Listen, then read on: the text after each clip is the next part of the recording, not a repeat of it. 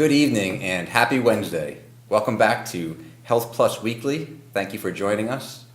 We want to say thank you last week for making our show the most successful yet. 11,000 people viewed it in the highest number of shares, so thank you very much for tuning in again. Tonight we have, in addition to Peter and Hannah, our co-hosts, we have Heather Haynes, a registered dietitian from Southcoast Dietitian and Nutrition Department, and we're going to be talking about food and diet and nutrition, so please feel free to send your messages in via Facebook, or you can text your messages in via the anonymous number that our producer Josh will put up. Last week we received a number of messages through Facebook, and we have a new system tonight for trying to make sure we capture all of them. We were aware there was a delay last week in getting to some of them, so we will try to answer as many questions as possible. And with that, without any further ado, we're gonna start the show. Thank you, Heather, for joining us. Yeah, thanks for having me. Hannah, Pete, how are you guys? Good. We're up and running here. Yeah. Mission Control, looking pretty. Yeah. New cool. additions. These are the new additions to the show. Yeah. The laptops. Heather, the theme for the month of January for the show is really kind of New Year's resolutions, getting on track, trying to talk about the things that we commonly see. So we talked about exercise and then the injuries that come with it, physical therapy. We've just talked about prevention and wellness and kind of the routine kind of tests we can do. And then a huge component of it is, of course, diets and losing weight. And so we really appreciate you coming on. I see patients, and Hannah and I see patients every day, and they worry about their weight. I think the most recent statistics are 2/3 of us are overweight or worse in this country. If it was easy, it wouldn't be that way. And one of the things about weight, I always tell patients, which is really tough, is that we all have different problems, different things, but for those of us who struggle from weight, and the whole world can kind of see what you're struggling with in a way, so it's hard. And I am amazed and almost in a way saddened by the lack of information people know about basic nutrition and how to fundamentally improve their lives. And like we were talking before the show started, the internet is a blessing and a curse for information for people. So I was just wondering if you could start off the show by, again, just kind of introducing us and telling us what you do and how we can find you, and also perhaps common food misconceptions, common complaints that people come to you with, and we'll take it from there. And then Hannah and Pete chime in regarding questions and as the questions come in through the internet. Yeah, so I work at Southcoast in the outpatient nutrition department. So people get referred from wonderful doctors' offices. Sometimes people just find us on their own. They come with a whole range of problems. Sometimes it's something as simple as weight. Somebody wants to lose weight, gain weight, which is another problem that people don't really address a lot. Other times it's for a specific diet. So if somebody has diabetes or kidney disease, congestive heart failure. Southcoast has the AFib wellness program also, and we get a lot of referrals for just general heart-healthy diet as those people are trying to get healthy in preparation for different procedures. But I see everyone dealing with weight from little elementary school kids all the way up through people in their 80s and 90s. So it's a kind of a struggle across the spectrum, really. Where do you see people? How do they find you? Excuse me. Sorry about that.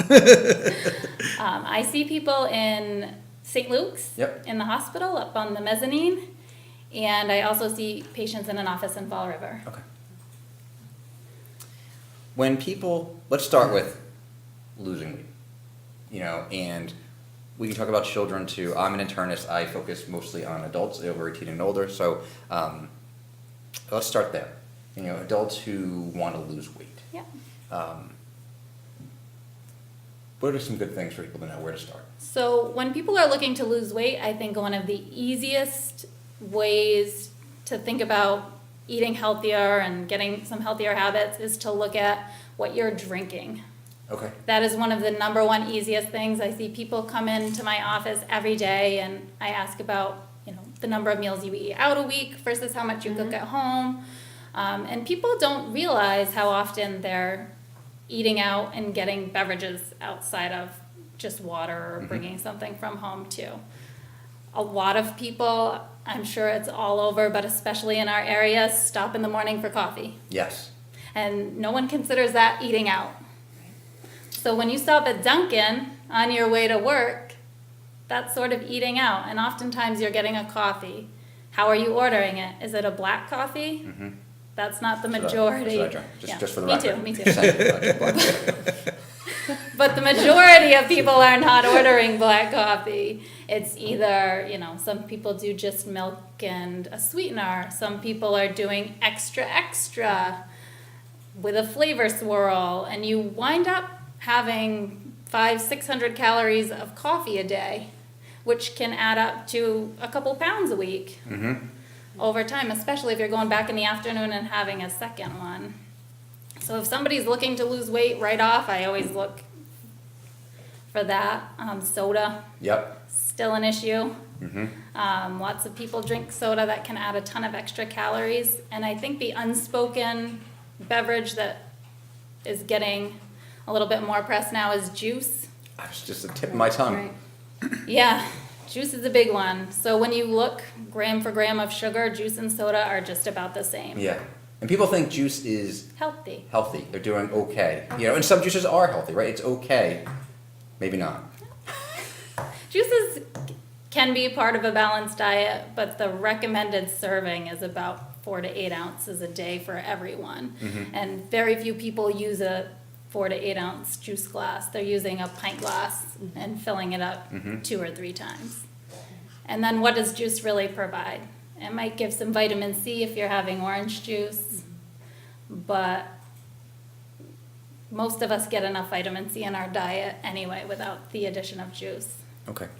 Could you talk a little bit about just thinking about like a really easy first steps in terms of weight, dietary changes Yeah. for weight loss? So you said looking at beverages right off the bat and where you can kind of cut back there. Definitely. And what about portion sizes? So not necessarily changing what you're eating, but changing how much you're eating. Yeah, definitely thinking about how you set up your plate when you're having your meals.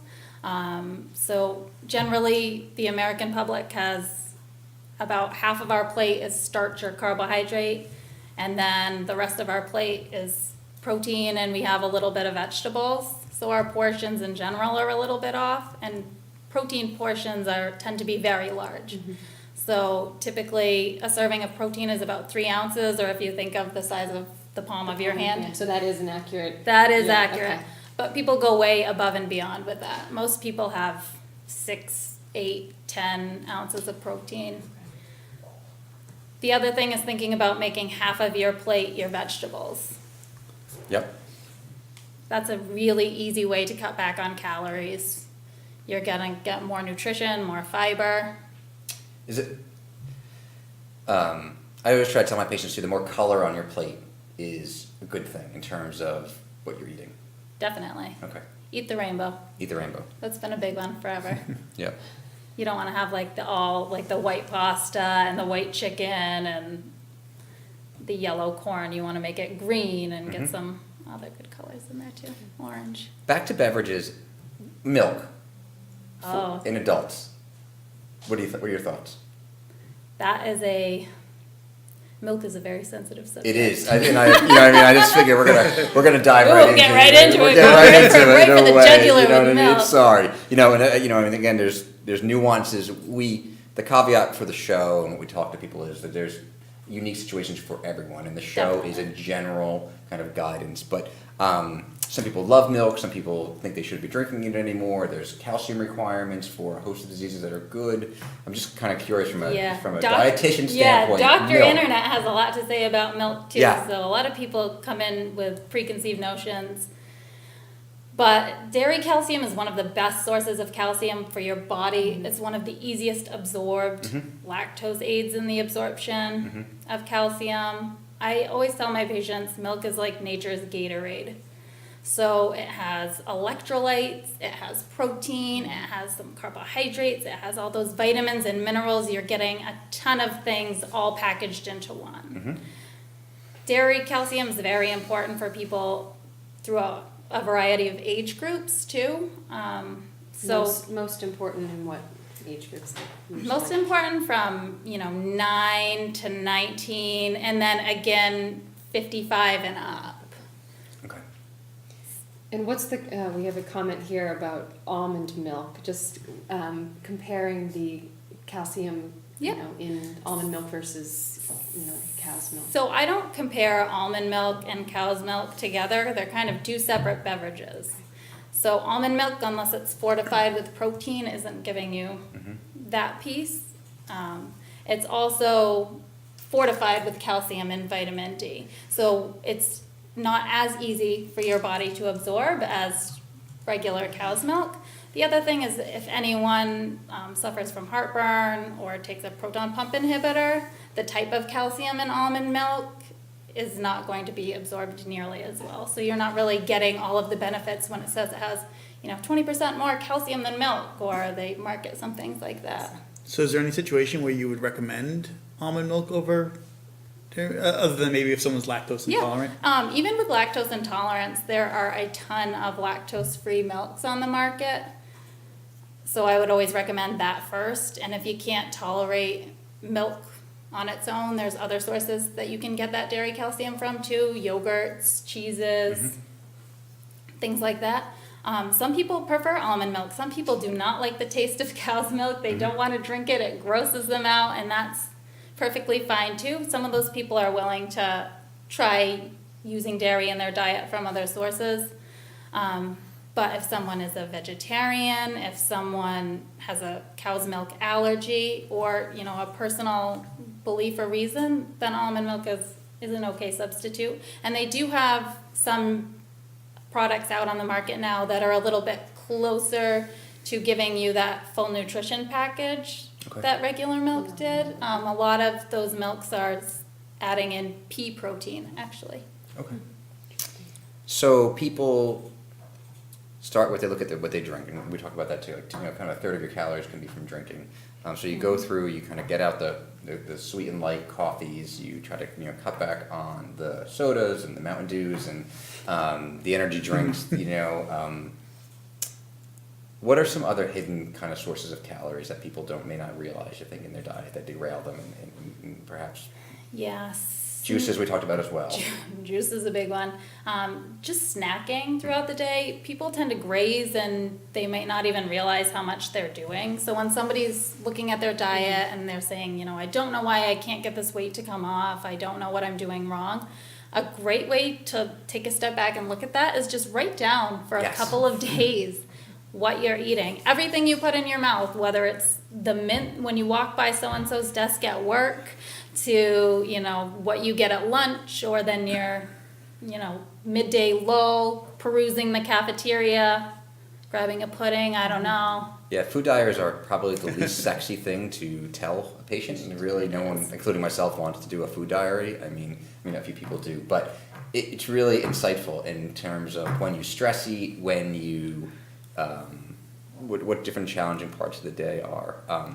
There's this great book called The Power of Habit by Charles Duhigg I read a couple of years ago, and one of the things it talks about in the book is willpower, and how willpower is fatigable. And they did these studies in terms of looking at people, and it's interesting in my own life in terms of where I, in doing this, I usually make a good breakfast decision. I'm not a big lunch person in general, but at the end of the day, I fall apart, right? I get home, the kids, you're making dinner, I'm eating chips and salsa, and afterwards, and then somehow I find myself at the end of the night in the pantry, bowl of cereal. One thing I found that is tremendously high calorie is granola. You think granola gets sold as healthy, but It does. in the food diet, actually, I was putting weight on, and I realized granola not so good at 10 o'clock at night with, a big bowl of cereal. Well, I've struggled with that stuff too. Like I've thought I was eating healthy, and so nuts and avocado or fruit smoothies, and I feel like that's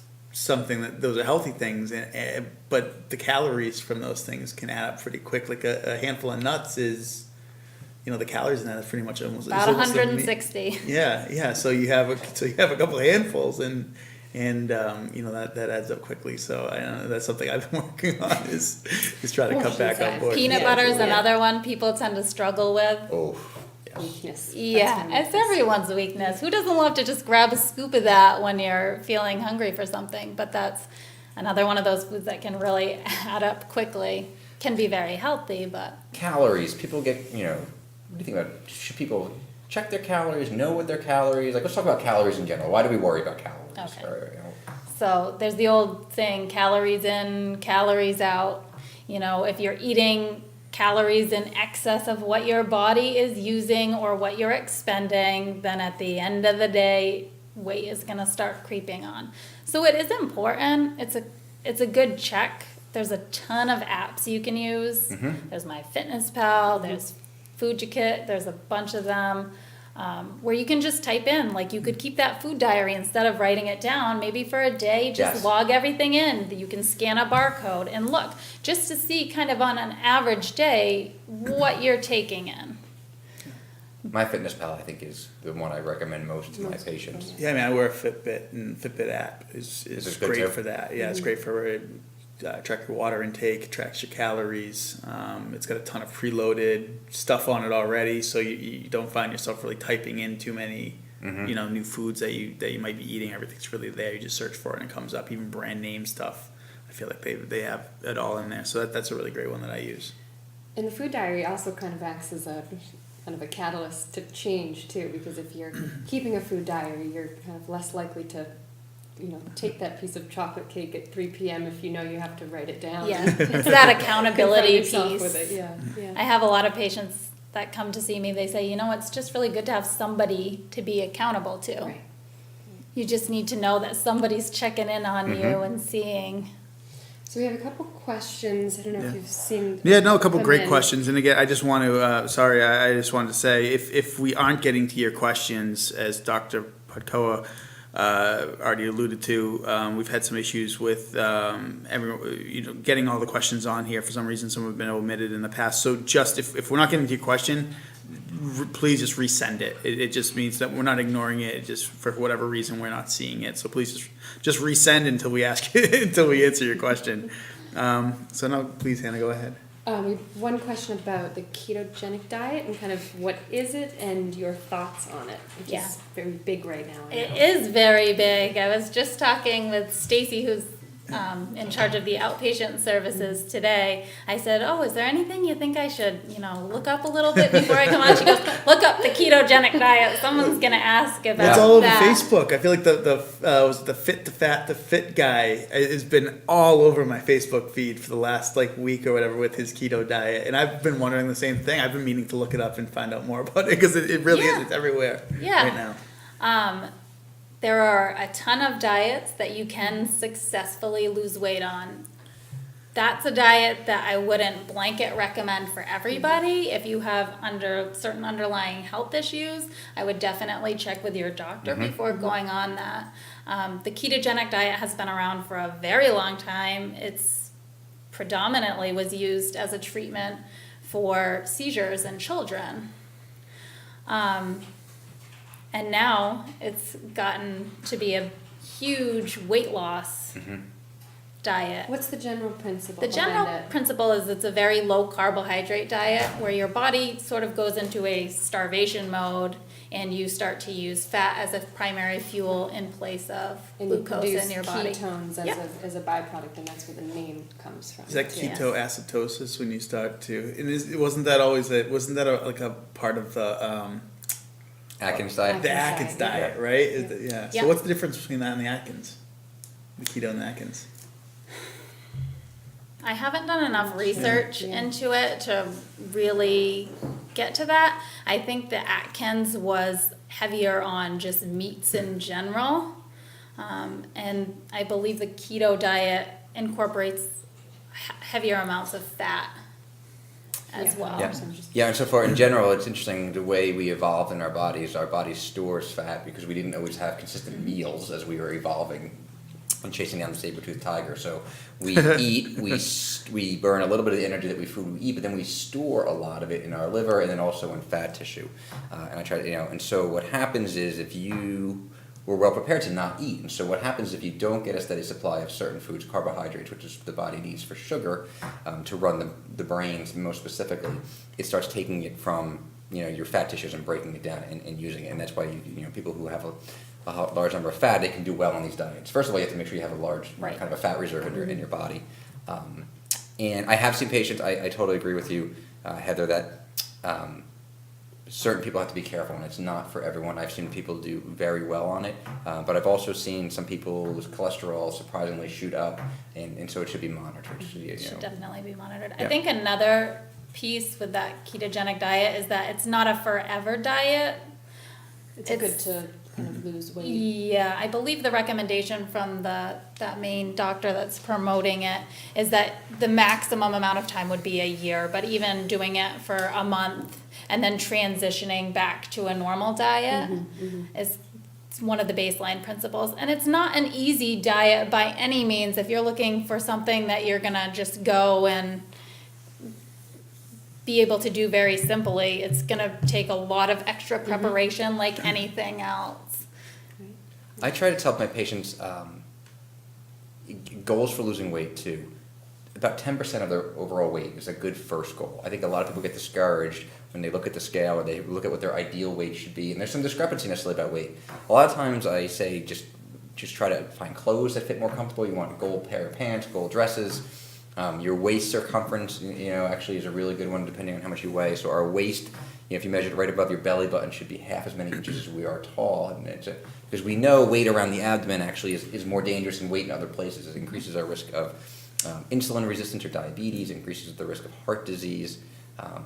And so along those lines, is it true? I generally say about 2 pounds a week is a good goal of weight loss, in your opinion? Is that... Yeah, 1 to 2 pounds a week is usually a sustainable loss. You don't want something where you're going to be dropping, 5, 10 pounds a week, because it's likely not something that you're going to be able to maintain. So that slower rate of weight loss, you're probably going to be preserving more of your muscle, losing more fat. And I know that's discouraging because people want their weight to come off very quickly, but in actuality, it's a little bit better to go slow. We have some more nice specific questions to your expertise, so we'll keep going there. One question about vitamins, actually, and kind of their efficacy. Is it a waste? Are people just peeing their money away? What's your take on that? I love that. Sometimes. It really depends. If you are eating a well-balanced diet, you're getting your servings of fruits and vegetables, you're having whole grains, you're getting your dairy products and healthy fats, all of those things, eating fish 2 or 3 times a week. Do you need a vitamin? Probably not. But if you're someone who's on the go, on the run, you're just grabbing things here and there, vegetables happen some days, they don't others, fruits, when they're around, you'll have them, then it might not be a bad idea to take a multivitamin. Just to kind of round it everything out, yeah. Fish oil is another big supplement people ask me about a lot. If people are interested in taking it and there's no contraindication, I think that's another great one, because unfortunately we don't eat enough seafood, and we're in the area for it. If you're going to do it, this is the place. Yeah, and the benefit of fish oil would reduce cardiovascular disease, absolutely, versus a multivitamin is perhaps just making sure you get all your nutrients. Yeah. Do you have an opinion on hypnosis treatments for weight loss? I've seen some success with it. I haven't seen a lot of long-term success, but people do it. I don't have a huge opinion on it either way. Are there any kind of holistic approaches or kind of outside the box approaches that you do kind of see some success with, or that you would recommend? In the short term, I think a lot of those things can help a little bit, or can help jumpstart your weight loss if you're somebody who's really, really stuck. But I can't think of any specifics. What about fad diet? Are there any particular fad diets that you think? I think you can make anything work. Yeah. For sure. So one diet, so in terms of popularity and diets I recommend, so maybe we can go through them in terms of your experience. Weight Watchers. Yep. It's been around for a really long time. Been around National Institute forever. of Health has shown pretty good data for sustained long-term weight loss. In your experience? Definitely. Okay. Love Weight Watchers. I think it's a great program. I always like to check in with people because it has evolved through the years. I have people that come to me that were old school Weight Watchers, where it was more about, and I talk about setting up a healthy plate and the portion control and all of that, and they said, oh, that's all Weight Watcher stuff. I'm like, yep, these old standards, they work. Yep. But people like it, and I think it's a great program. It keeps you accountable to somebody, like how we talked about that a little bit earlier. I think that's important. That's what they've showed. The people who go to meetings tend to lose more weight than the people who don't. So they have that, kind of habit. Support group. Yeah. Right. What about Jenny Craig?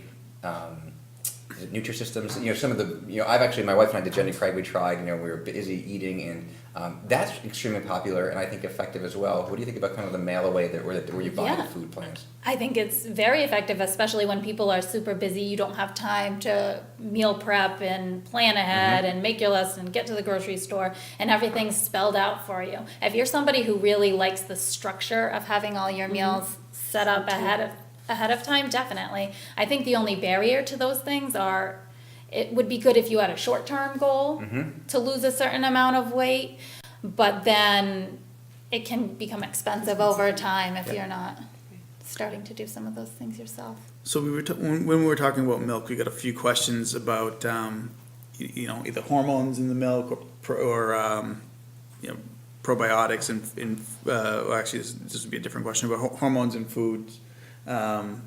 Is that a concern? What do you recommend to people? If it's something that's a real concern for you, you can always look for an organic milk. You can find one, that fits what you're comfortable with.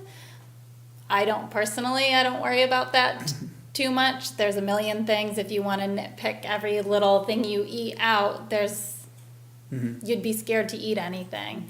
I don't think that there's a lot of good research that suggests that the hormones in milk are affecting health negatively. So this question from Carol is about probiotics in foods. I think everyone knows yogurt's a good place to go to get probiotics, and you can take probiotic supplements. But other than the obvious, where else? Yeah. So in the spectrum of yogurt, a big one that we recommend is kefir. It's a cultured milk product. It tends to have several billion more live active probiotic cultures than yogurt. So in an 8-ounce serving, you're really getting a good bang for your buck. And the point would be to help cultivate, the healthy bacteria in your gut. Is that the point of spending, because it's all the cost benefit? Yeah, of the money and eating something that, some people don't love yogurt, but they're eating it for the probiotics. Or it all depends on why you're, definitely. Another popular diet that I've actually done myself and tried, and I recommend to some of my patients as a nice jump starter diet. Again, I think is the Whole30. Are you familiar with that at all? And what your thoughts are? Yeah, I think it's an elimination diet, so you're definitely taking things out. But as a jump start, like you said, if you're somebody who has not great eating habits and you need something in your life that's going to be, really shake things up, that's a great way to do it. Get yourself to eating more whole foods.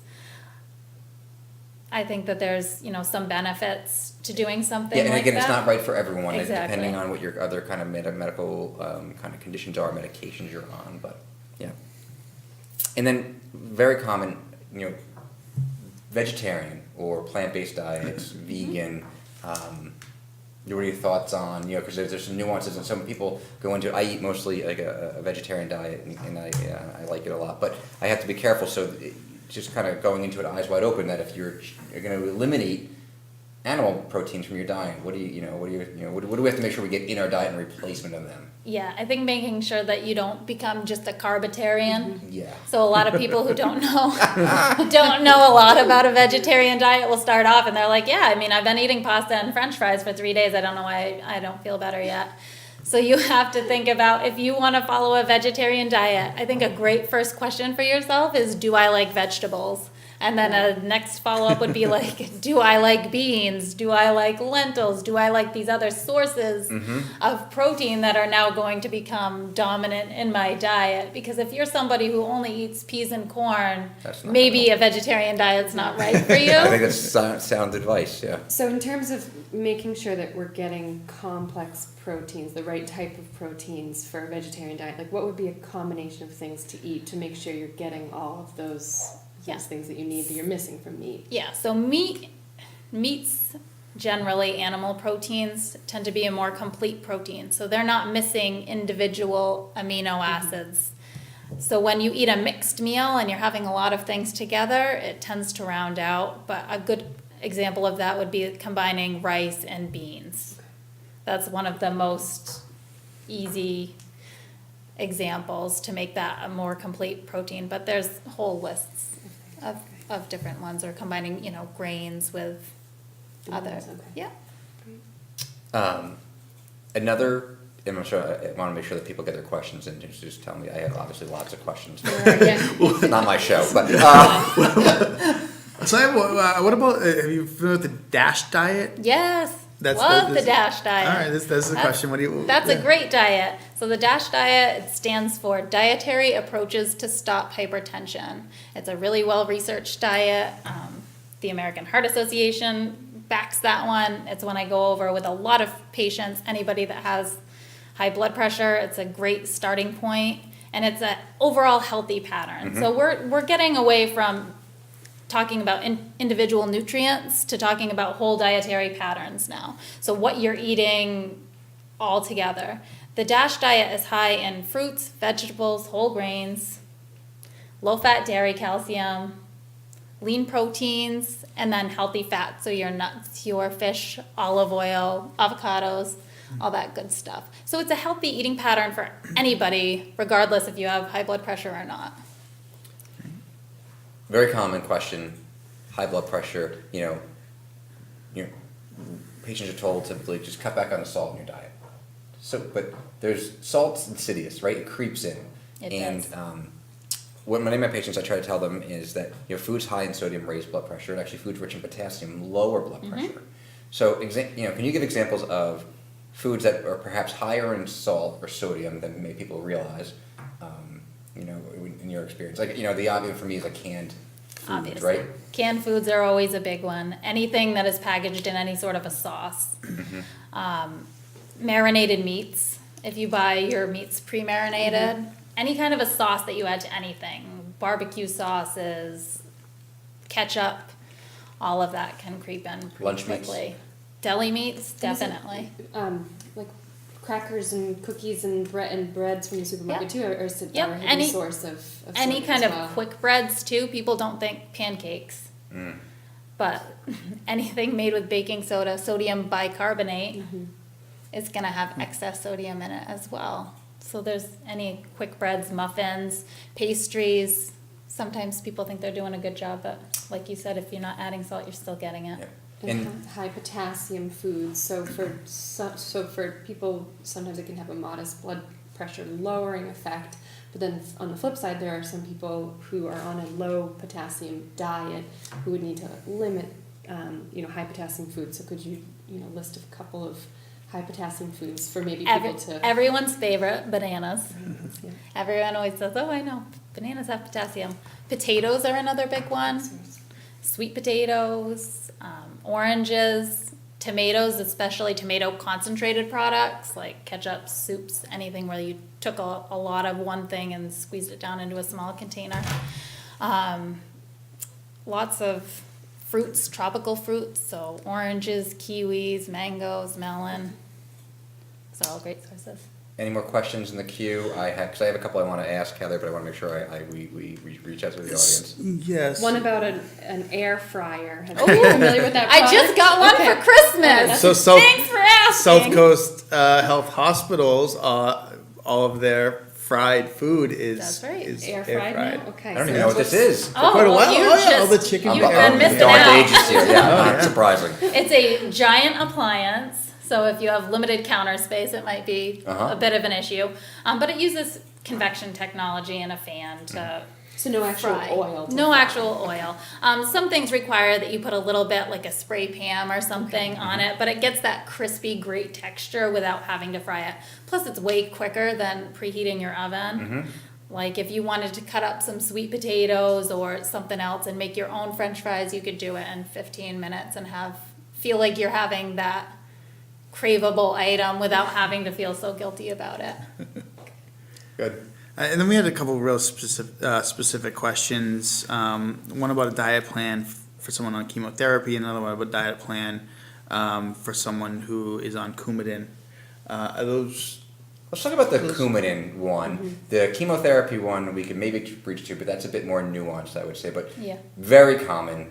We take care of patients, lots of patients who are on Coumadin or warfarin. So Definitely. yeah, let's talk about that. So that's a blood thinner that we use to treat a variety of different medical conditions. And tell us what the Yeah. dietary So restrictions I did a lot of those diet educations when I was working inpatient in the hospital because people would be started on Coumadin, and it's the nice thing about starting a medication like that in the hospital is you have a whole team of people helping out with it. You have your pharmacist adjusting your levels, you have your dietitians coming in watching what you're eating, giving you that education piece. So Coumadin works thins your blood. Vitamin K helps your blood form clots. So those two interact. Vitamin K is found in a lot of dark green leafy vegetables. So what people always were told is if you're on Coumadin, you cannot eat any dark green, nothing green. So I have people who have been on Coumadin for 15 years that come to me and they say, no, I can't have green beans. Nope, can't have anything green. But what it is it's more about eating foods consistently. Yes. So if you are somebody who loves broccoli and you eat broccoli every day and you have that same amount of broccoli every day, your Coumadin clinic is going to be watching your levels and adjusting that. What you don't want is to make big changes from day to day. You don't want to start a fad diet when you're on Coumadin and start eating spinach salads for, 3 meals a day and then stop all of a sudden. That's when you Yep. That's the Can same run thing we into see in our risk. clinic, that we try to tell them that no, leafy green vegetables are really good for your diet and important, but you just have to kind of consistently eat them.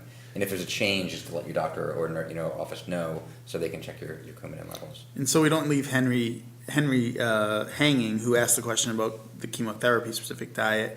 Who would you recommend that he talk to? Do we have dietitians at the cancer centers that help? We do. Okay, so Julie Guerrero, I know, works there in both Fall River and Fairhaven, I believe. yeah, so Henry, if you give our cancer centers a call, they could put you in touch with one of the dietitians there, and I can get you that. I'll get that information and reply to your comments, so you can get in touch with them. So I would love to.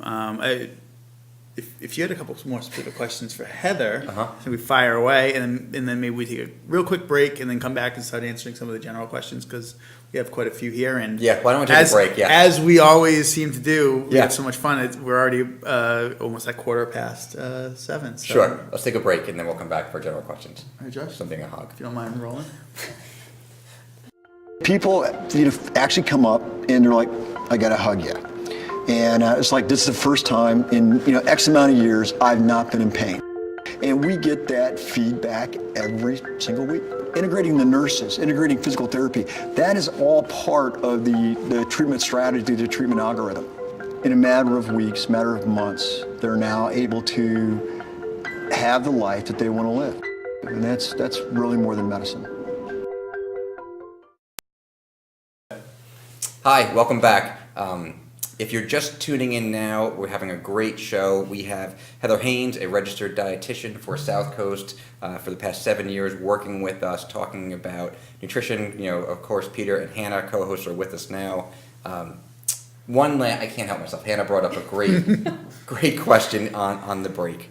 We tell our patients nearly every day, change your diet to help lower your cholesterol. How about some more specifics? You know what I mean? I say you should cut out cheese, because Yep. I don't think there's many redeeming qualities for cheese other than the fantastic taste. Yeah. But what do you think? That's a Simple tough sell as a diehard cheese lover for Yes. me. So it's looking at saturated fats in your diet in general. So people used to obsess on the cholesterol number. How many milligrams of cholesterol can I eat a day? And what research has shown is that dietary cholesterol doesn't equate very much to raising your blood cholesterol levels. What it is limiting that saturated fat and then increasing some healthier like mono and polyunsaturated fats in your diet. So sources of those.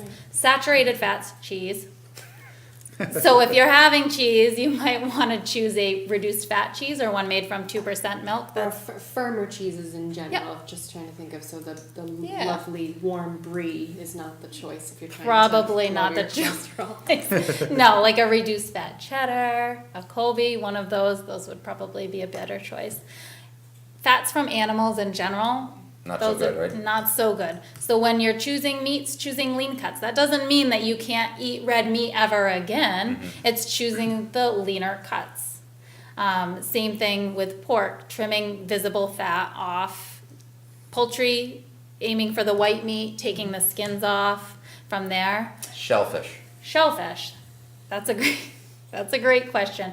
So shellfish can definitely be part of a healthy cholesterol lowering diet, but incorporating it with some other fish as well. So shellfish still does have those healthy omega-3 fatty acids in it, so that's okay, but maybe choosing some salmon and some other fish as well. Not making it shrimp every day on your salad. Final question on this before we go to the open forum question. Eggs. Eggs. Eggs are Good. back. Eggs. They're back They in. go away, they come back. They go Where are we with away, eggs? they come back. Eggs are all right. You don't want to eat probably in excess of 7 of them a week. You don't want to go too crazy with Okay. any one thing. But are eggs going to raise your cholesterol? Not if you're not eating a dozen a day. So Awesome. 1 or 2 is fine. Perfect. So we'll start to answer some of your general questions now. Please feel free to send them along. We have quite a few. So this question is related. It is from Tori Ann. She's asking, is it ideal or possible for a 21-year-old to have weight loss surgery? So I don't know if you have anyone's opinion. I can tell you that from speaking with Dr. Kruger, Dr. Ray Kruger, who is the head of our bariatric program, weight loss surgery program. We will accept patients from 18 through any age, depending on what your health is at that point. So I don't know if anyone, for a 21-year-old. Yeah, I think it also depends on your previous weight loss attempts. I know that they typically look at that when they're screening people into the program. So if you haven't worked with a registered dietitian, that might be a great first step for you, meeting with somebody. Some insurance companies also will want to see that you've tried for 6 months working with someone with a specific structured program before you enter right into that. Yeah, so I think, Torian, depending on how much weight you have to lose, what other medical conditions you may or may not have, to Heather's point about what you've tried in the past. So, and we are really lucky to have a world-class, weight loss bariatric program that we can help you with that.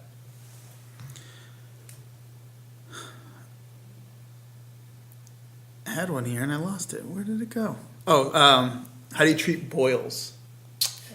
Yes. We all want to know. So commonly, boils are, these, technical terms, either a furuncle or a carbuncle. They're an infection of the skin. So we are covered in bacteria. There's 2 types of bacteria that kind of typically live on top of our skin, staph and strep. And they do fine except when they get under the skin. So a small boil is kind of sometimes like a large pimple. It might be just enough to like hot compresses until if it's draining and if there's some pus coming out of it. Larger boils, depending on the size of them, may or may not need to be lanced or kind of cut open because without getting into specific, some bacteria does a very good job of getting under our skin and preventing it from draining out. So sometimes they have to make a nick in the skin and clear it out, and also some antibiotics. So depending on the size of the boil and where it is. Question about the flu, which is very, very big in our region right now. We actually were on Fun 107 this morning, and Michael Rock, who I'm sure everyone knows, actually got a flu shot live on the air. We'll actually be sharing that on our Facebook page tomorrow morning. So if anyone missed that, it was actually Not quite Katie Couric doing colonoscopy. So you would have Small victories. Michael will forgive me on this because he was very honest on the air. You would have thought he was getting a colonoscopy by how worried he was about getting this needle. But all of the help for flu vaccines is appreciated. So good job, Michael. So it's great. So we've actually, we've obviously a very big thing that we've been working closely with a lot of people on recently through the media, because everyone's been wondering about this, and then in our hospitals obviously been seeing a lot of new patients. Just this week alone, over a 5-week period, we had 84 new patients. So it's definitely rampant in the area. So what's our flu question? So our flu question is, what is not working? Why is the flu shot not working for some people this year? Yeah. So, you want to talk? Yeah, sure. So sometimes I know we've talked about this several weeks in the past, but as more and more information is coming out around this particular flu season, there's a couple different variations that happen that cause the flu vaccine to not be as effective as it could be. One of the reasons is kind of the mutation of the actual virus as it travels kind of from the southern hemisphere to the northern hemisphere and hits us. And another kind of change that takes place is with the actual form, like the creation of the virus in an egg, in the proteins that causes a change in how well it creates immunity. And I think they're finding this year that it was the formation of the actual vaccine that caused it to be less effective. Is that kind of what you've heard too? There's in any given time, there's several flu strains circulating, and we've talked about this on the show before. But it's a cold weather virus, when the people who manufacture the vaccines, or the Center for Disease Control and the World Health Organization, they look at the southern hemisphere, Australia, and their winter, and what's kind of circulating there, and then because they know it'll come to us, they try to choose 3 to 4 strains of the flu, and they put in the vaccine, and they make their kind of best estimate of what will happen. Unfortunately, what we've seen in the southern hemisphere is showing here is there's a type of flu, you may see these numbers, H3N2, it just doesn't respond well to a vaccine. So Australia, actually in the southern hemisphere, saw a severe flu season. Because of that, there's a lot of predominance of this H3N2, and we're seeing a lot of that in the northern hemisphere now, which is making it a bit harder for people, people who even had the vaccine are getting affected by it. However, it still lessens the blunt of the influenza virus, even the vaccine, even if it's not entirely effective. Yeah, I think 30% effective. Yes. This year, yep. And the that particular strain is flu A, which tends to hit earlier in the season, and flu B comes a little bit later. Yep. So more to come on that. So back to a nutrition question. Suggestions for someone with an immeasurable amount of vitamin D per blood tests. Already gone through 16 weeks of 50,000 IU dose. Anything diet-wise they can do? Does that all make sense to you? I got that one. Yeah. Perfect. So Immeasurably low. yes, I got you there. So we live in an area where it is very difficult to get adequate vitamin D from sunlight. My number one recommendation would probably be to take a cruise or a tropical vacation where you could get some sunlight. But from a dietary standpoint, fortified dairy products are probably your best bet. So the milk, that's a big one. That's one of our number one things, fortified with vitamin D, and having that calcium also aids absorption of both. You could also look for fortified cheeses. I know there's some cheese sticks and other products that are also fortified with vitamin D, and it's becoming more and more prevalent as something that's added. Taking a daily supplement around 2,000 IUs of vitamin D3 can also help too. From a medical standpoint, also, vitamin D is intricately linked to our kidneys. So if you haven't seen your doctor, I guess you have because someone's measuring your vitamin D level, but also to make sure that your kidney function is okay and there's not a kind of organic problem with your body. You may be getting enough of it orally, but perhaps your body isn't converting it and processing it appropriately. So this is kind of an administrative question that I'll bring up and ask here. So we had an anonymous question come through from a patient who is actually a former patient of yours, lost health insurance, so stopped coming to the doctor, but had recently hurt himself, fell down the stairs. Needs to get back to a primary. I know that your panel is currently full. So part one of the question would be, who would you recommend for a primary care doctor for this patient to see? And then part two is, so he's waiting to get a primary care because he thinks he might have torn ACL, MCL. So it's still in a lot of pain, swollen. So he's just sitting, waiting, trying to get a primary. What advice would you give him to? Because I imagine there's got to be a better way to go about doing it. So first, depending on the situation, if he has insurance now, I mean, one of our urgent cares he could walk into right now. They're open to 8 o'clock, during the week, 5 o'clock on the weekends, 7 days a week. So you can get seen right away and get plugged in. So, and they're fantastic, our urgent care doctors. I mean, they have X-ray on site, well-trained nurse practitioners, physicians, to get you plugged in, and then they can help facilitate getting you plugged in with a new primary. And absolutely. And we're in Fairhaven now. Depending on when he saw me, we used to be in New Bedford, but we're in Fairhaven now. There's a new physician, Dr. Kevin Gendro, who is on the first floor of our building, who's excellent. And there's Dr. Theo Addo. He is actually in the Dartmouth area. Excellent doctor. And so our Find the Doc line, we can get you plugged in with those. But to get relief right away, I would go to one of our urgent cares. That's a great option. Absolutely recommended for that. Excellent. So we're caught up on all of the questions that you've sent so far. We were talking before the show that I had done some reconnaissance myself and actually went and met with one of our nutritionists today to try to get on a diet plan myself. And Josh, our producer Josh, and I were kind of talking about meal replacements, and question that kind of came up was, if you're on the go and you need a meal replacement, I mean, obviously you can go to the actual meal replacements like a shake or a bar, but are there other kind of really good on the go foods that you would recommend that that people have lying around at all times so they can just grab it, from the back seat or something like that when they're driving? Yeah, quick, easy meals. So it depends on whether or not you have access to refrigeration. A yogurt, especially a Greek yogurt, is always a great option because you're getting the protein, you're getting some calories in with that too.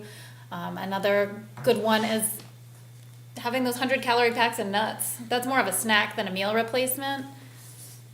Eggs, hard-boiled eggs, those are a quick one if you're somebody who likes that. If you're somebody who hates that, definitely, that's a dichotomous food for sure. You can always grab, looking at granola bars, that's a kind of a tough aisle to navigate, but looking for one that has less than 10 grams of sugar and more than 3 grams of fiber is a pretty good place to start. Are there any particular names of brand ones brands that you like, that you use yourself? Yeah, Nature's Valley makes a chewy protein bar that's pretty decent. Walmart makes the same one for half the price. I recommend that one to patients a lot. Those are two of the quick, easy ones. Other people, there's a million. They have an entire aisle in Shaw's and Stop & Shop dedicated to those meal replacement bars. So you could spend a day reading those labels for sure. Great. Home stretch here, rapid fire.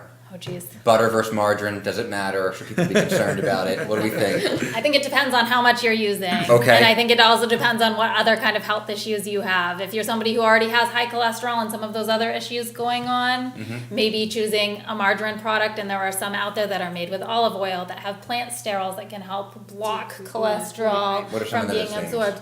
Do you know? Benecol, I believe, is one. Smart Balance is another. There's a million in that Okay. aisle. But a little bit of butter is okay too, especially if you're someone who doesn't already have those pre-existing conditions.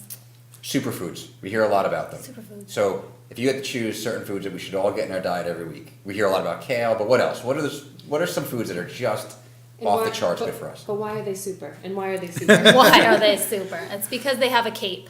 No, it's not really. Sorry, that was a bad one. That was really bad.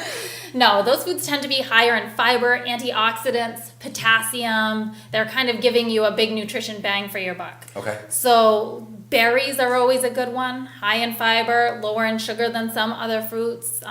Very high in antioxidants. Your salmon, those fatty cuts of fish, those are going to have a lot of those omega-3 fatty acids. Works, wonders for cholesterol and also for Digestion. Or- That's not the word I'm looking for. Anyway, moving on. Okay. Kale. Kale. Kale is a big one. Dark green leafy vegetable, high in fiber, lots of vitamins. Okay. Vitamin, Lentils. lentils. We're okay with that. Lentils are a good one. Good. Definitely. Pulses. So lentils are getting a lot more promotion recently. They can definitely help with weight loss, satiety. They give you protein. Yeah. Huge Hummus. one. Yeah. How Hummus. about hummus?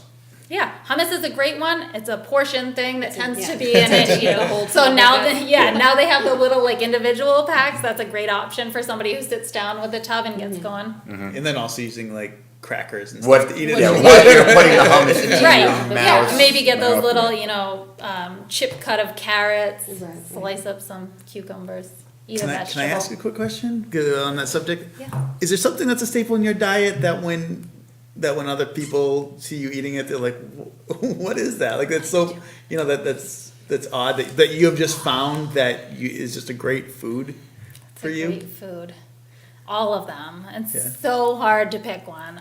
We were talking earlier, I'm somebody who loves all foods. Yeah. So I will eat things that are great for you in moderation, some things that are not so great. Everybody's human. We all, love different things. I eat a lot of weird foods. That's So a hard let's close on this too. I think we were talking about this in the office today. One food for the rest of your life. What would it be? If you could eat one food for the rest of your life. Pizza. Is this is this in a vacuum where health? This is just where, yeah, like, well, exactly. doesn't matter? Yeah. Health doesn't matter. Pizza. Mine would be peanut butter.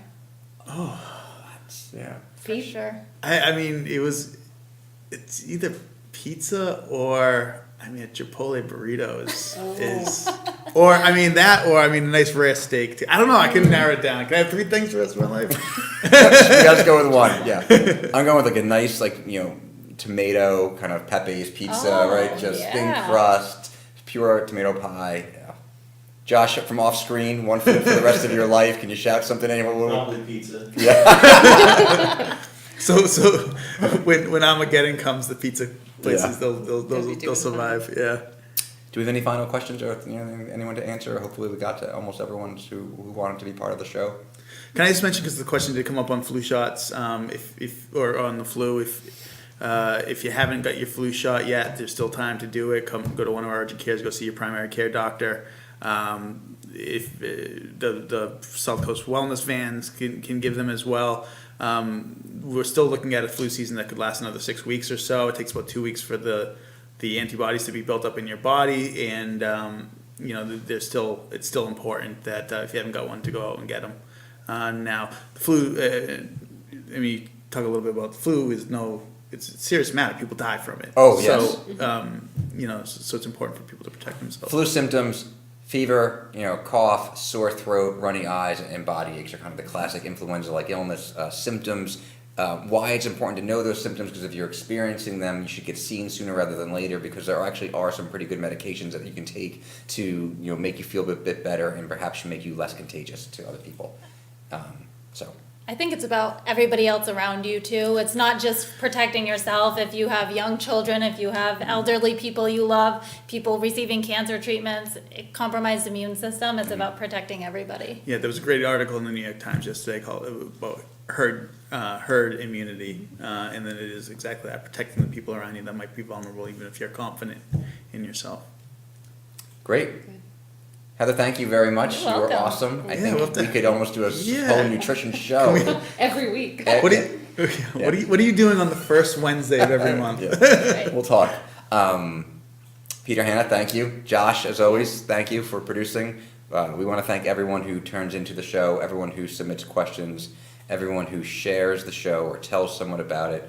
The show continues to reach more people every week. Last week was our new high at 11,000. We were really grateful for the people who participate in it. And we'll see you next week.